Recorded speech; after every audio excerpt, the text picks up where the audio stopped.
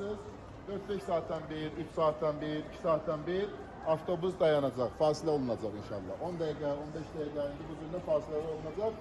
Sözsüz ki, yeməkdə və namazxanalarda biraz artıq vaxt veriləcək inşallah. Və bu vaxt çərçivəsində də kimdəsə bagajdan nəsə lazım olsa, inşallah Yalvar, salam olsun bizi izləyən dəyərli izləyicilərimizə.